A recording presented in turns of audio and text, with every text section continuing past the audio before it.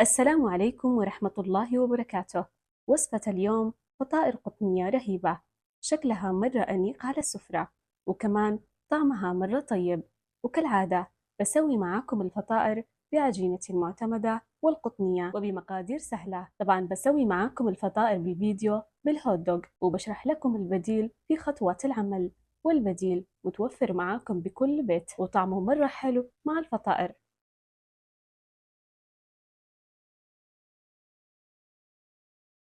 وعشان نسوي الفطائر يلا نبدأ بخطوات العمل. بنحط في وعاء العجن كوب حليب دافئ، طبعا إذا الجو بارد، وإذا الجو حار ممكن نحط الحليب بدرجة حرارة المطبخ. وطبعا إذا مو متوفر عندكم الحليب ممكن تحطوا كوب ماء وعليه 3 ملاعق كبيرة حليب بودرة، وبعدها بنحط على الحليب 2 ملاعق كبيرة سكر، وملعقة كبيرة خميرة فورية، وملعقة صغيرة خل.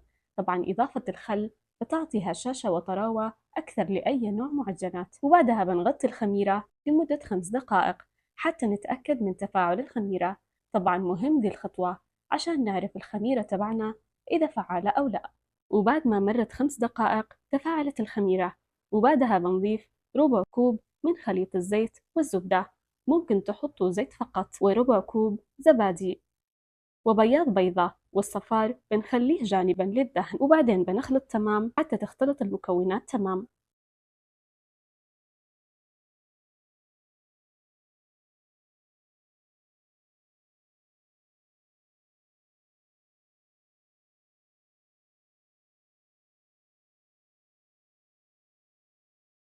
وبعدها بنضيف 3 أكواب دقيق أبيض متعدد الاستعمالات، والكوب الرابع بنضيفه بالتدريج.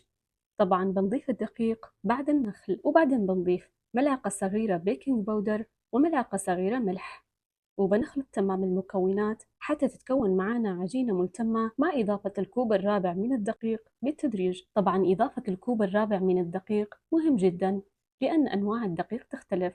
بعض أنواع الدقيق نكتفي فقط بإضافة 3 أكواب ونصف الكوب الرابع، وبعض أنواع الدقيق تحتاج زيادة مثل الموضح بالفيديو استخدمت الكوب الرابع بالكامل. وبعدها عجنت حتى حصلت على عجينة ملتمة.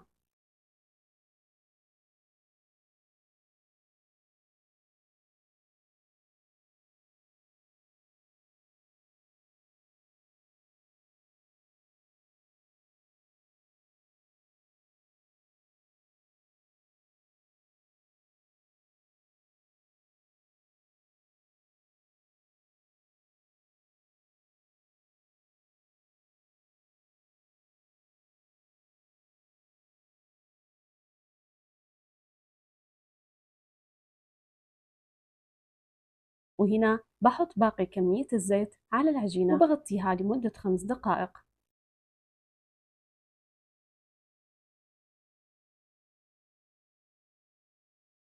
وبعد ما ترتاح العجينة لمدة 5 دقائق بنلمها تمام حتى تصير طرية أكثر، وبعدين بنغطي العجينة وبنخليها ترتاح لمدة ساعة كاملة.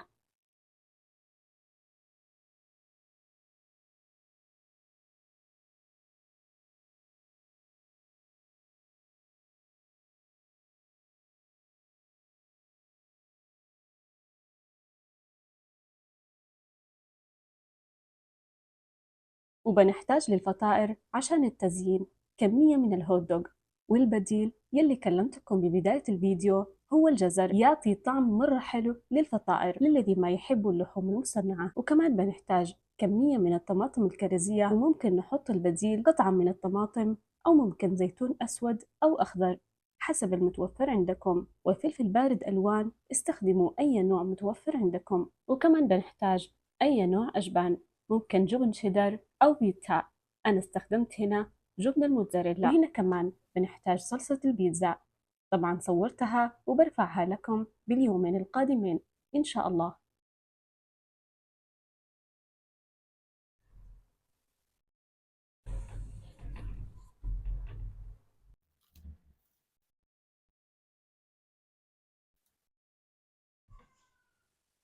وبعد ما مرت ساعة كاملة اختمرت العجينة، بنفرغ الهواء منها تمام، وبعدين بنحطها على سطح العمل وبنقسمها إلى 8 قطع متساوية، وبعدين بنشكل القطع إلى كرات مرتبة.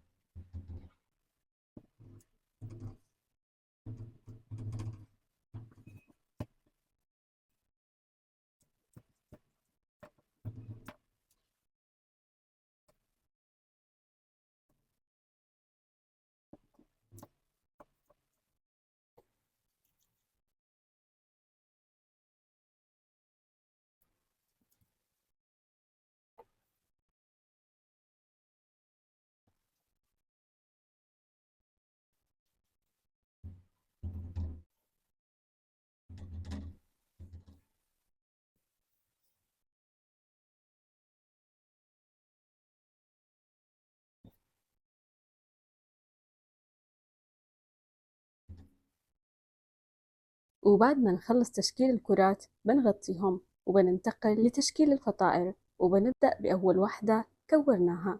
بنفرد الكرة فرد خفيف، وبعدها بنحط ملعقة صغيرة من صلصة البيتزا، وبنحط على الصلصة أي نوع أجبان متوفرة عندكم، وبعدين بنلصق أطراف الكرة المفرودة وبنشكلها شكل كرة مرة ثانية، وبنحشي كل الكرات وبنكورهم مرة ثانية بنفس الطريقة.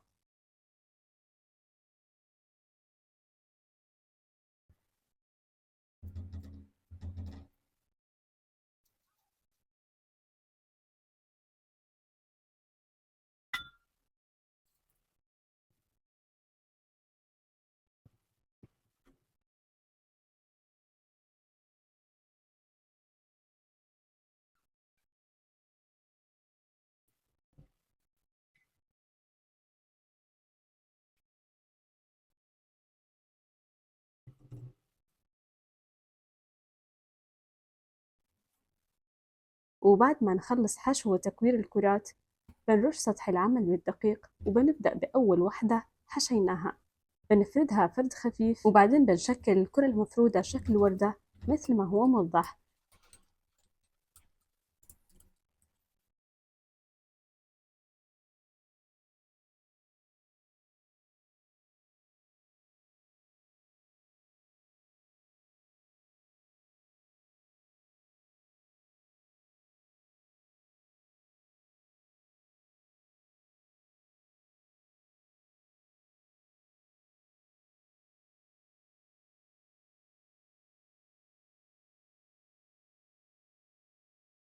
وبعد ما نسوي التشكيل بنوزع الهوت دوغ بأطراف الوردة. طبعا للذي ما يحب الهوت دوغ ممكن تحطوا جزر مثل ما شرحت لكم مسبقا، يصير كمان الطعم مرة حلو. ليش اخترت الجزر؟ لأن الجزر مقاوم للحرارة وبيظل الشكل نفس الشكل، وبنشكل كل الكرات بنفس الطريقة.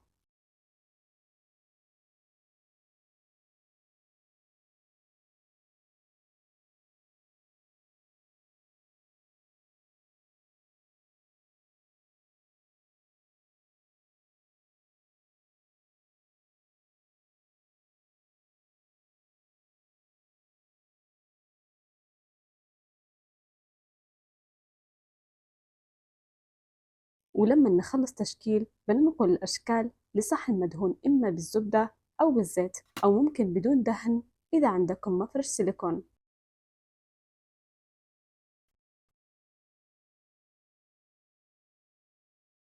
وبعد ما نخلص تشكيل بننتقل لتجهيز خلطة الدهن. على صفار البيضة يلي حطيناها جانبا بنحط ملعقة كبيرة حليب ونصف ملعقة صغيرة خل عشان زفرة البيض، وبنخلط تمام، وبعدها بندهن الفطائر بالكامل.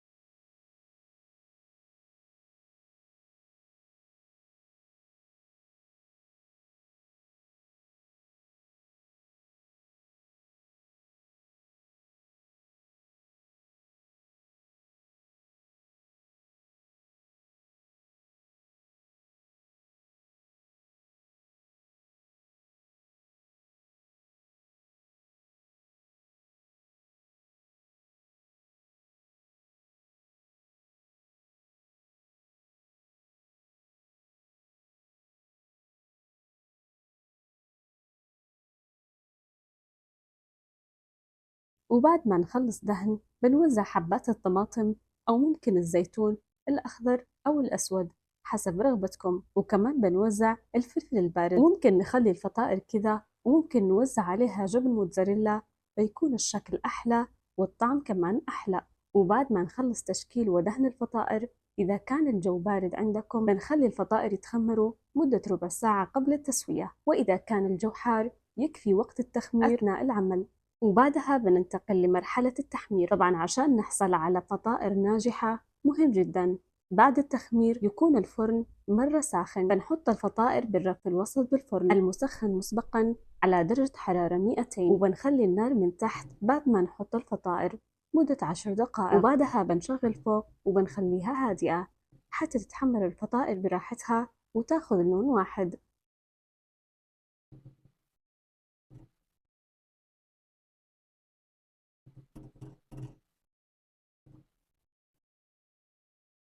وإذا شكل الفطائر بعد ما تحمر، ما شاء الله شكل الفطائر يفتح النفس. أتمنى تجربوا الطريقة، مرة فنانة. وبعد ما نطلعهم من الفرن مباشرة بندهنهم بالزبدة وبنرش عليهم البقدونس، وبعدين بنغطيهم بسفرة أكل وبنخلي السفرة على الفطائر لمدة ربع ساعة. دي الحركة بتخلي الفطائر طرية أكثر.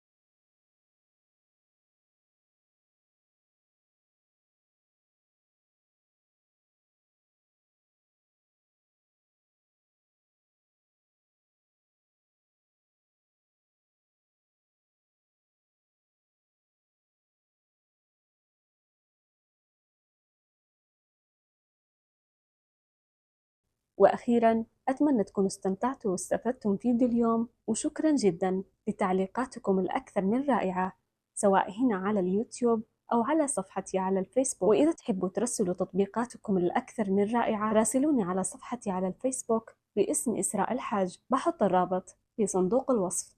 في أمان الله.